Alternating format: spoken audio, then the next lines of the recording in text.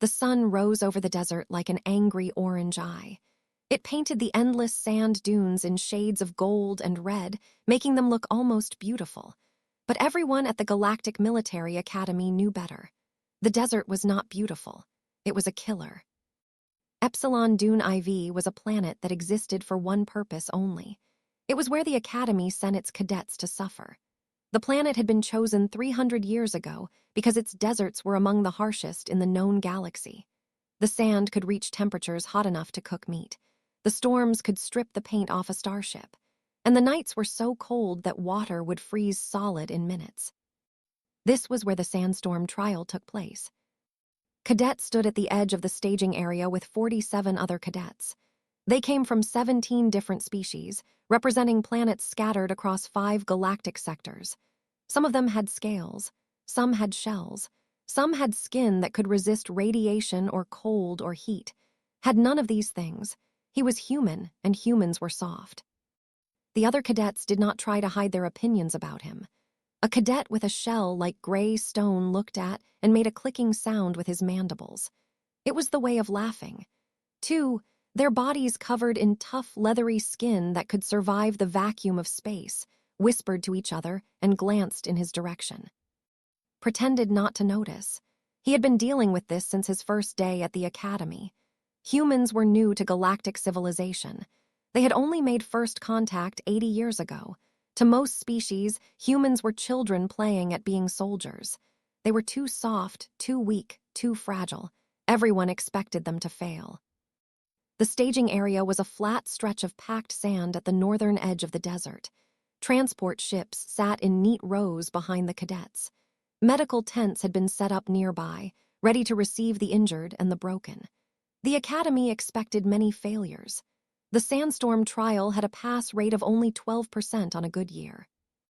Commandant Ill emerged from the main command tent and walked toward the assembled cadets. She was a species known for their size and their toughness. She stood nearly 3 meters tall, and her body was covered in scales that looked like polished black glass. She had 6 eyes arranged in 2 rows of 3, and every single one of them was fixed on the cadets with cold calculation. She had been running the Sandstorm trial for 30 cycles. She had seen cadets from every corner of the galaxy try and fail. She had watched the proud and the strong brought low by the desert. Nothing surprised her anymore. The cadet stood at attention as she approached. Her footsteps made heavy thumping sounds on the packed sand. "You are here to prove that you deserve to serve in the Galactic Defense Force," she said. Her voice was deep and rough, like stones grinding together. "The Sandstorm trial is the oldest and most respected test of survival in the Academy. Many of you will fail. Some of you may die. That is the nature of war. That is the nature of service." She paused and let her words sink in.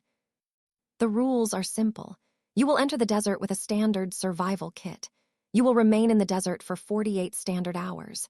You will receive no shelter, no vehicles, and no external assistance.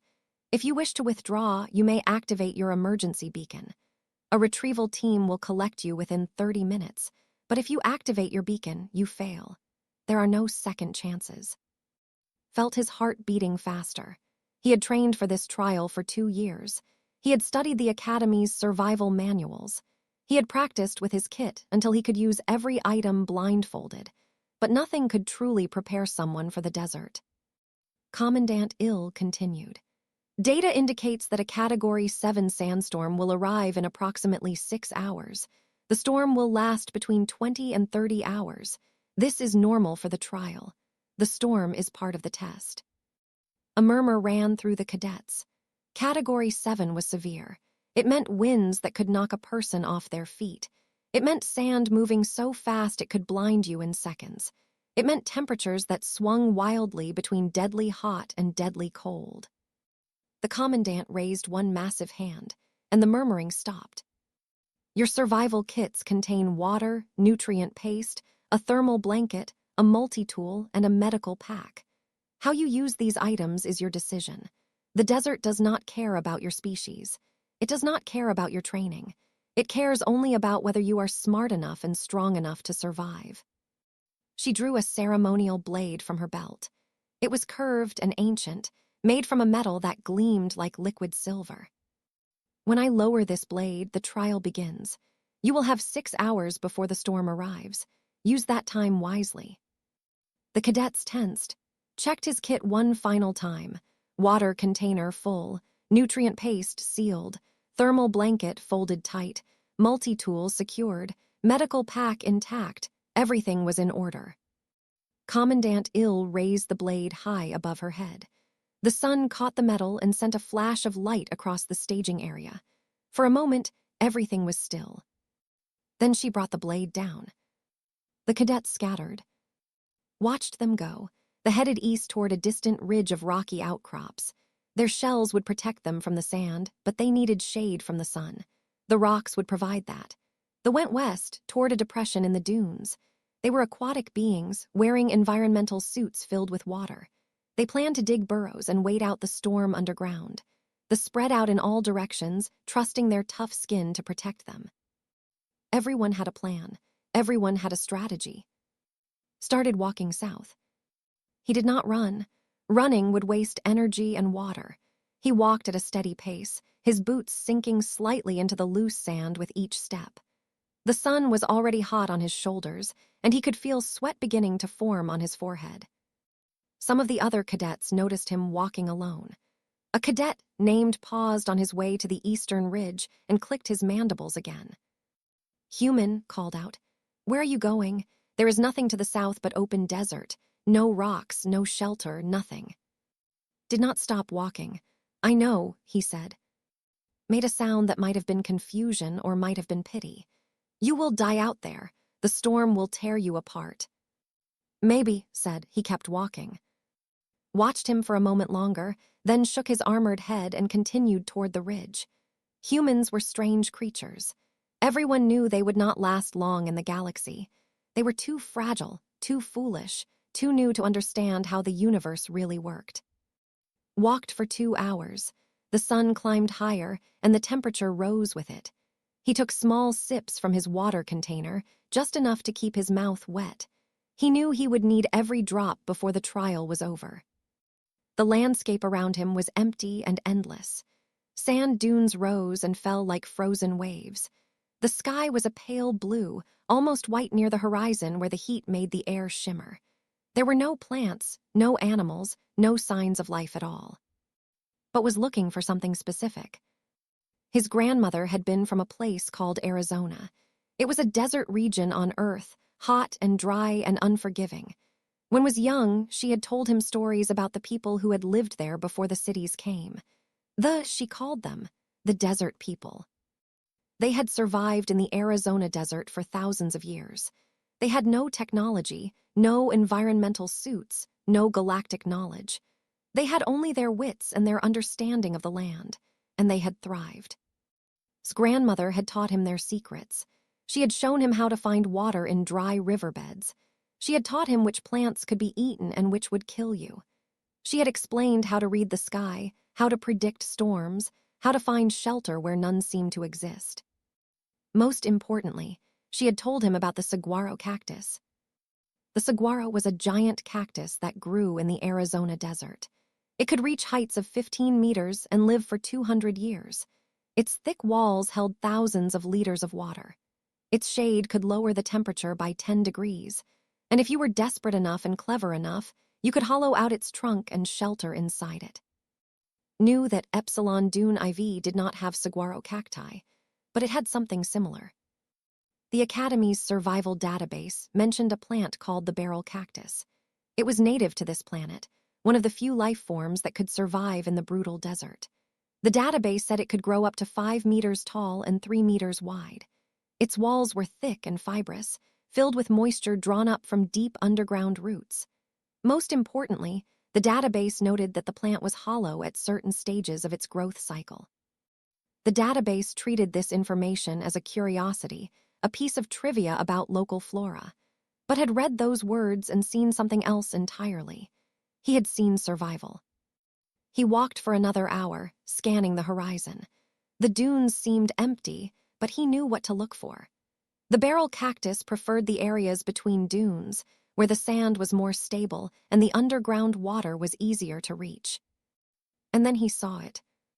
It rose from the sand like a fat green tower, its surface covered in spines the length of his forearm. It was massive, easily 4 meters tall and 2 meters wide. Its skin was thick and waxy, designed to hold moisture and reflect heat. Walked around it slowly, studying it from every angle. Near the base, on the shaded side, he found what he was looking for. There was a section where the spines were thinner and the skin looked slightly softer. This was where animals had burrowed into the cactus in the past, seeking the moisture inside. He pulled out his multi-tool and got to work. The spines were dangerous, but he was careful. He cut them away one by one, creating a clear patch on the cactus's surface. Then he began to cut into the skin itself. The cactus was tough, but his multi-tool was tougher. After 30 minutes of steady work, he had carved an opening large enough for his body. The inside of the cactus was exactly as he had hoped. It was hollow, the interior walls lined with moist, fibrous pulp. The air inside was cool and humid, a sharp contrast to the burning heat outside.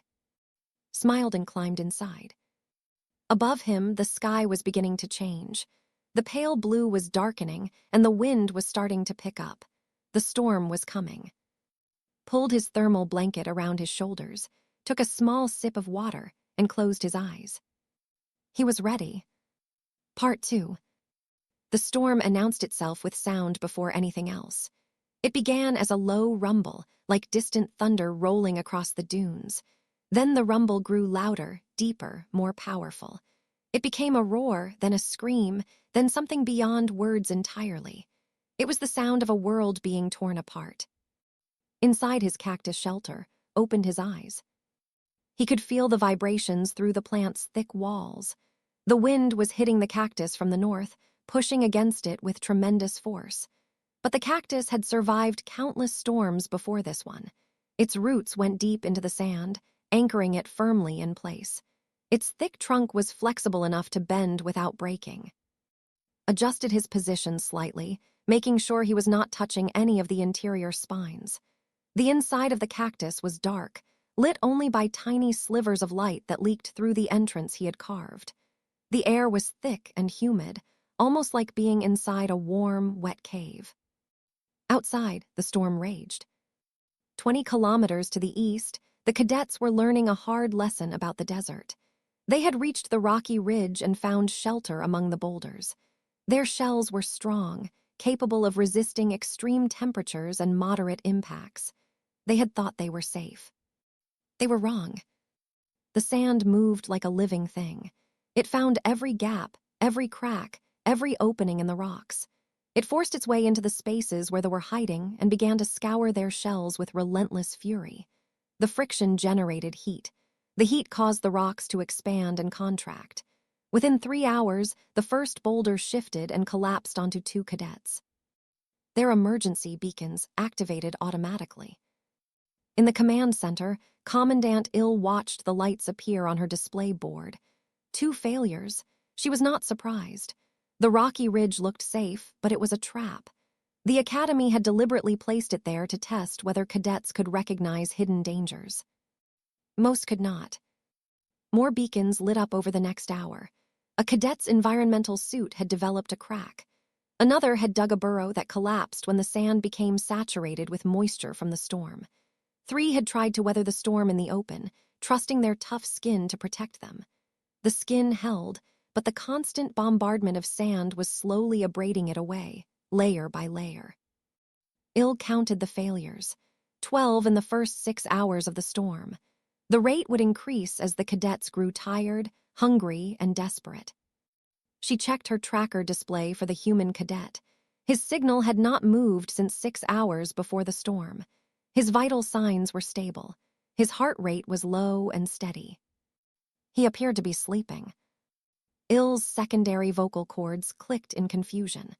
She turned to her aide, a young named S who was training to become an instructor. "Explain this to me," she said, pointing its readings.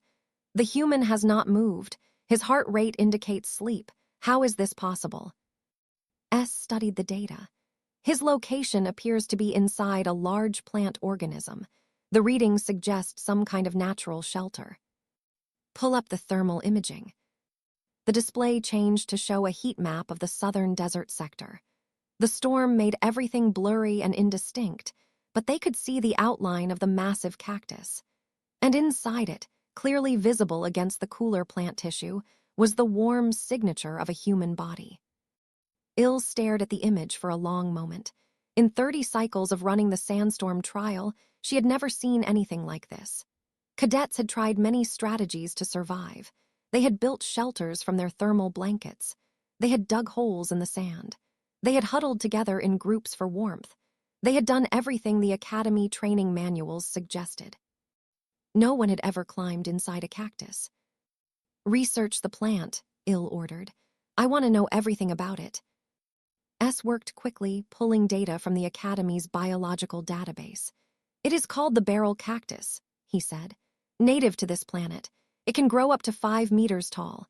The interior is hollow during certain growth phases, used by local fauna for shelter. The walls are approximately 30 centimeters thick and highly insulating. The pulp inside is edible and contains significant moisture. Il listened without expression. When S finished, she spoke a single word. How? S did not understand. How what, Commandant? How did the human know to do this? This information is in our database, but it is classified as biological trivia. It is not in any of our survival manuals. It is not part of our training curriculum. The aide had no answer. Il pulled up the Humans Academy file.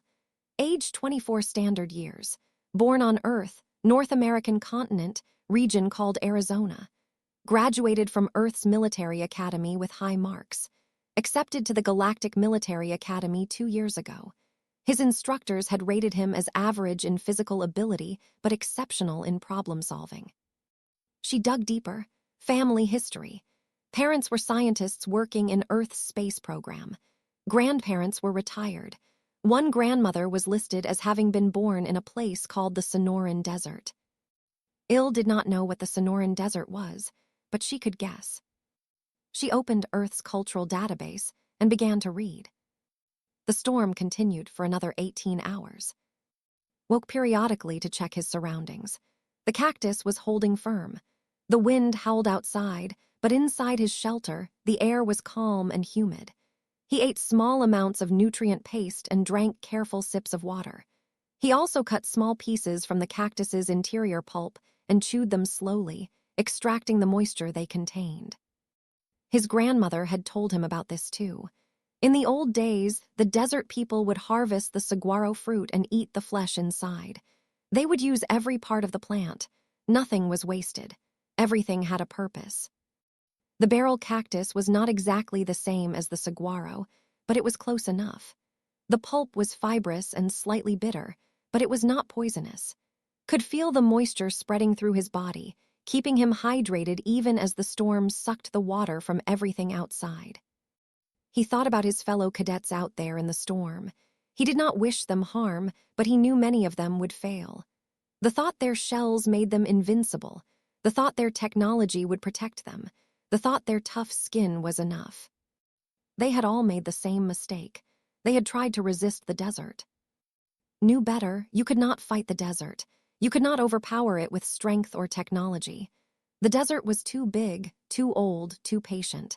It would outlast anything you threw at it. The only way to survive the desert was to work with it, to find its weaknesses, to use its own features against it.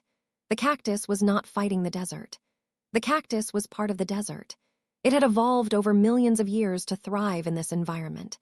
Its thick walls, its deep roots, its moisture-storing flesh were all perfect adaptations to the harsh conditions.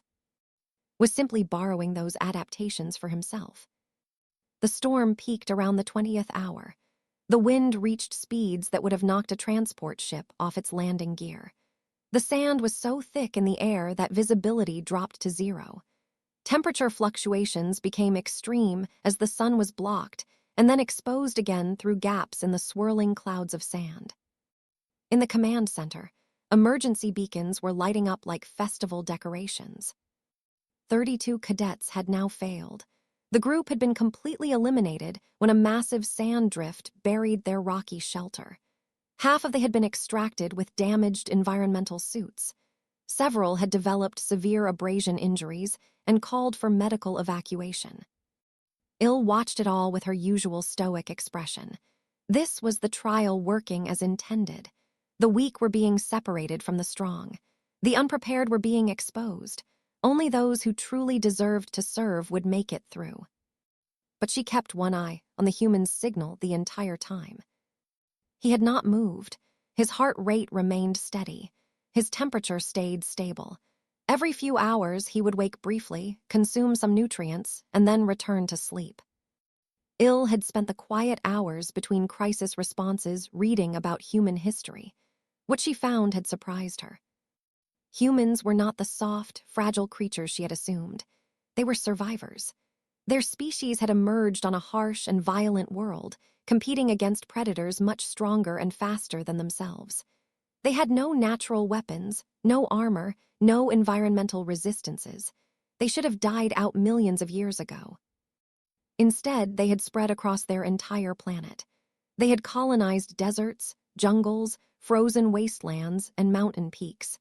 They had survived ice ages and droughts and volcanic eruptions. They had done this not through strength or speed or toughness, but through intelligence and adaptation. The database contained records of human desert cultures that had thrived for thousands of years. The Bedouin of the Sahara, the Aboriginal peoples of Australia, the Sonoran Desert. Each culture had developed unique techniques for surviving in environments that should have killed them. And now, one of their descendants was sleeping comfortably inside a cactus, while the deadliest storm on Epsilon Dune, IV, raged around him.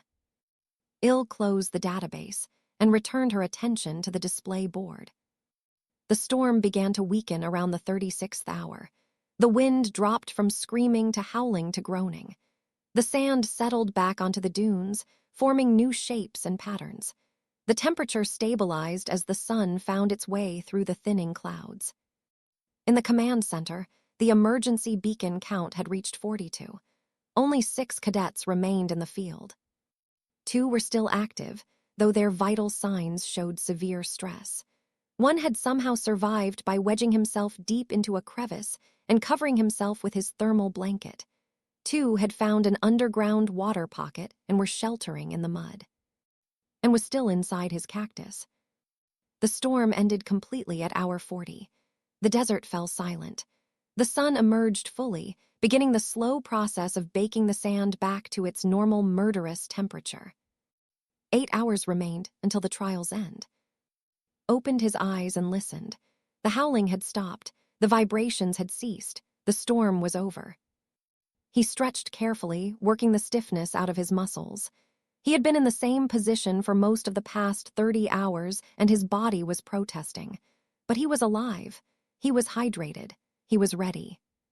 He poked his head out of the cactus entrance and looked at the changed landscape. The storm had reshaped the dunes completely. What had been valleys were now hills. What had been hills were now valleys. The desert looked completely different from when he had entered his shelter. But the sun was still in the same place it should be. The horizon was still in the same direction, knew where he was.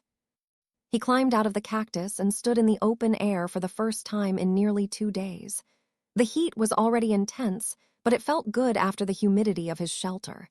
He checked his water supply. He had used less than half. He checked his nutrient paste. Plenty remained. He could easily survive another 8 hours. Looked at the cactus that had sheltered him and felt a moment of genuine gratitude. The plant had saved his life. In a few months, the hole he had carved would heal over, and the cactus would continue its slow existence for decades or centuries to come.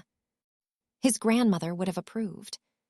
Found a shaded spot near the base of the cactus and sat down to wait. Above him, the sky was clear and blue. Around him, the desert stretched endlessly in every direction.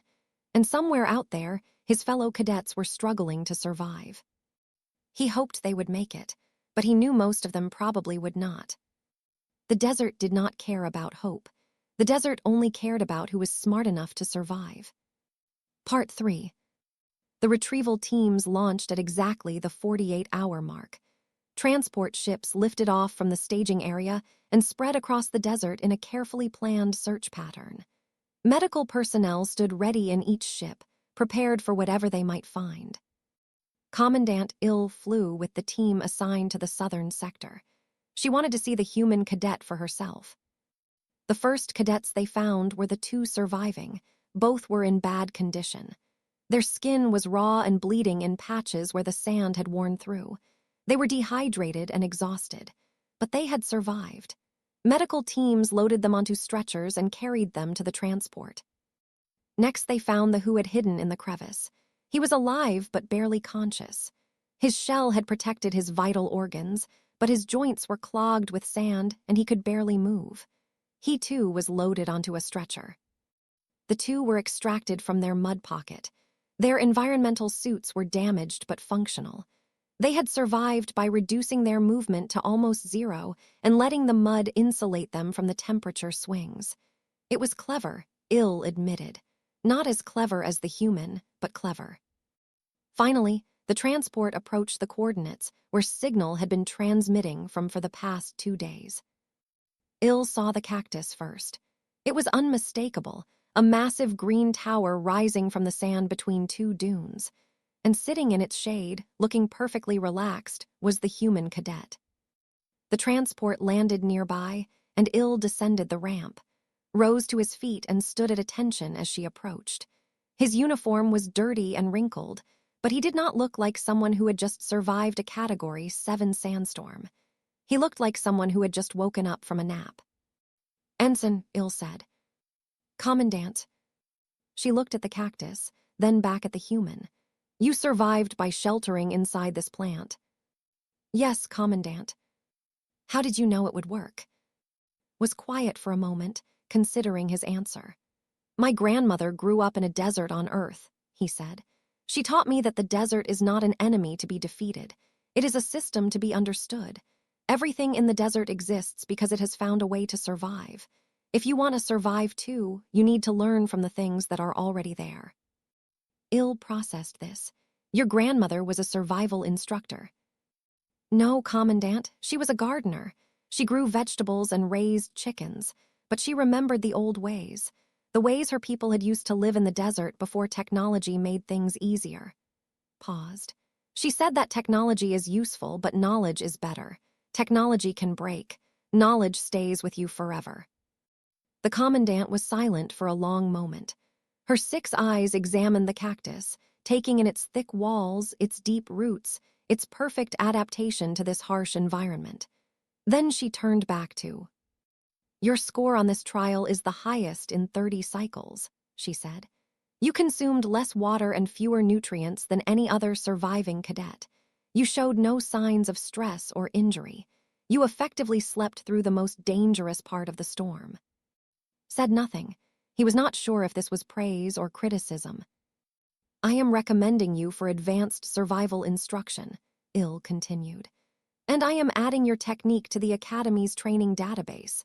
Future cadets will learn about the barrel cactus as a potential shelter option." "Thank you, Commandant." Ill made a sound that might have been a laugh. It was hard to tell with. "Do not thank me. You have given me more work. I now need to revise all of our assumptions about human capabilities. It seems we have been underestimating your species." Allowed himself a small smile. "Most people do, Commandant." The transport flew back to the staging area, sat with the other surviving cadets in the medical bay. They were receiving treatment for their skin damage. They was being cleaned out with specialized equipment. They were having their suits repaired. And was given a clean bill of health and cleared for duty. The final ceremony took place that evening. All 48 cadets assembled in the staging area, including those who had failed. Commandant Ill stood before them on a raised platform, the setting sun casting long shadows across the sand. "The Sandstorm trial is complete," she announced. "Of 48 cadets who entered the desert, 6 have survived. This is a failure rate of 87%. It is the highest failure rate in the history of this trial." A murmur ran through the assembled cadets. Some looked ashamed, others looked angry. A few looked relieved that they had failed early and avoided the worst of the storm. However, Il continued, high failure rates are not necessarily a bad thing. The purpose of this trial is not to pass as many cadets as possible. The purpose is to find those who truly have what it takes to serve in the Galactic Defense Force, those who can think under pressure, those who can adapt to unexpected circumstances, those who can survive when all the odds are against them. She paused and looked at the 6 survivors. Each of you who passed this trial did so in a different way. The endured through sheer physical toughness. The found an unexpected shelter. The used their environment creatively. And Ensign. She turned to look directly at. Ensign demonstrated something that the Academy values above all else. He demonstrated wisdom. Felt the eyes of every cadet turn toward him. Some looked curious. Some looked envious. A few looked like they thought the commandant had made a mistake. Ensign did not try to fight the desert, Il explained. He did not rely on his equipment or his physical abilities. Instead, he studied the environment and found a solution that was already there. He used knowledge that his species has accumulated over thousands of generations. Knowledge that was not in any academy manual. Knowledge that came from his own culture, his own family, his own history. She addressed the assembled cadets again. Many of you look at humans and see a young species, a weak species, a species that does not belong among the stars. I confess that I once thought the same thing, but I was wrong. The cadets were completely silent now. No one had ever heard Commandant Il admit to being wrong about anything. Humans have only been part of galactic civilization for 80 years, she said. But their species is 200,000 years old. For most of that time, they had no technology beyond simple tools, no environmental suits, no shields or weapons or starships. They had only their minds and their ability to adapt. She gestured toward the desert around them. And yet they survived. They survived deserts as harsh as this one. They survived ice ages that froze most of their planet. They survived predators and diseases and natural disasters. They survived everything their world could throw at them, and they did it through intelligence and adaptability. She turned back too. That is what the Galactic Defense Force needs. Not just soldiers who are strong or fast or tough. We need soldiers who can think, who can adapt, who can find solutions that no one else has considered. Ensign has demonstrated that humans possess these qualities in abundance. The ceremony concluded shortly after. The cadets dispersed to prepare for departure. Was gathering his equipment when he was approached by the who had mocked him before the trial. Shell was dull and scratched from the storm. His left arm was in a sling from where a boulder had landed on it. He had failed the trial when his emergency beacon activated automatically. Human, said, his voice was different now. The mockery was gone. Replied. Was silent for a moment. His mandibles clicked softly, but it did not sound like laughter this time. It sounded thoughtful. I told you that you would die in the open desert, said finally. I was wrong. Nodded. The desert is not what it seems. There are always options if you know where to look. Yes, tilted his armored head. Your grandmother, she taught you these things. Some of them. The rest I learned from studying my planet's history. Humans have been surviving in difficult places for a very long time. Considered this? My people have a saying. We say that the wise warrior knows his enemy, but perhaps that is wrong. Perhaps the wise warrior knows his environment instead. Perhaps both, said. The desert is not really an enemy. It is just a place. It does not want to kill you. It simply does not care whether you live or die. Once you understand that, you can start working with it instead of against it. Made a sound that did not recognize. It might have been agreement. It might have been surprise. Expressions were difficult for humans to read. I will remember this, said, and I will tell others. The humans are not as weak as we believed. He walked away without waiting for a response. Watched him go, then returned to packing his equipment. The transport back to the Academy orbital station took 3 hours. Spent most of it looking out the window at Epsilon Dune IV shrinking below. The desert looked peaceful from space, a vast expanse of orange and gold stretching across the planet's surface. It was hard to believe that it had nearly killed so many cadets just hours ago. but knew better. The desert was always dangerous. It was always waiting. It did not sleep, and it did not forgive. The only way to survive it was to respect it. When he reached the station, he went directly to the communications center. He had a message to send. The connection took several minutes to establish. Faster-than-light communication was still expensive, and personal calls were limited, but had been saving his communication credits for months. He could afford a few minutes. His grandmother's face appeared on the screen. She was old now, her skin weathered by decades of desert sun, her hair white as clouds. But her eyes were sharp and bright, the same eyes that had watched him as a child when she told him stories about the desert people. She said, her voice cracked slightly with age, but the warmth in it was unmistakable. "You look well. How was your test?" Smiled. "I passed, Grandma. I was one of 6 survivors out of 48. The commandant said my score was the highest in 30 years. His grandmother's face broke into a wide grin. "I knew you would do well. You always listened to my stories, even when you were small. Not like your father. He never had patience for the old ways." "Your stories saved my life," said. "I found a giant cactus just like you described. I hollowed it out and slept inside while the storm passed. The other cadets thought I was crazy." His grandmother laughed. "Of course they did. People always think the old ways are crazy until they see them work. The saguaro sheltered our people for thousands of years. Why would it not work on another world?" Felt a warmth spreading through his chest. His grandmother had given him more than survival knowledge.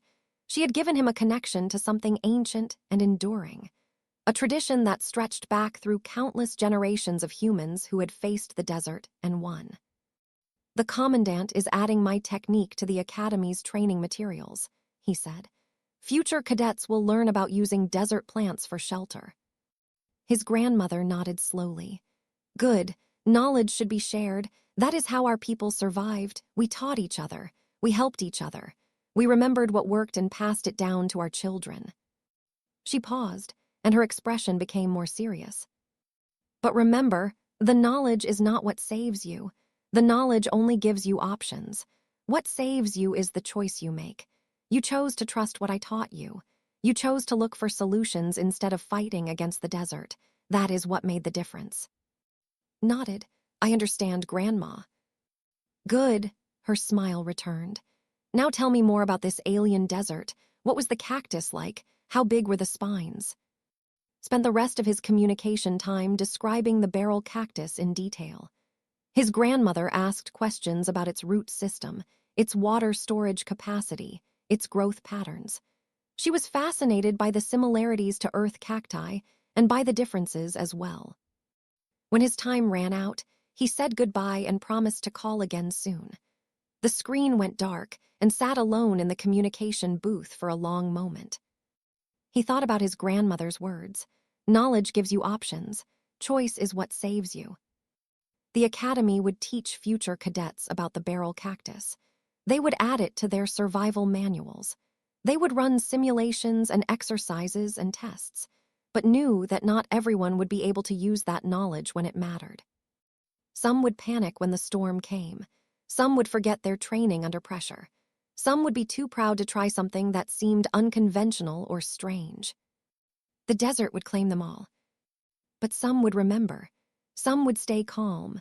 Some would look at the giant cactus and see not just a plant, but a shelter, a water source, a gift from the desert itself. Those were the ones who would survive. Stood up and walked out of the communication center. The academy station was busy with cadets and instructors moving through the corridors. Many of them glanced at as he passed. Word had spread about the human who had slept through the Sandstorm trial. Some looked at him with new respect. Some still looked doubtful. A few looked curious, as if they wanted to ask him questions but were not sure how. Did not mind. He knew what he was capable of now. He knew what his species was capable of, and he knew that the galaxy would learn eventually. Humans were survivors. They had always been survivors, and they always would be. The desert had tested him, and he had passed. Whatever came next, he was ready. Is AI and can make mistakes. Please double-check responses.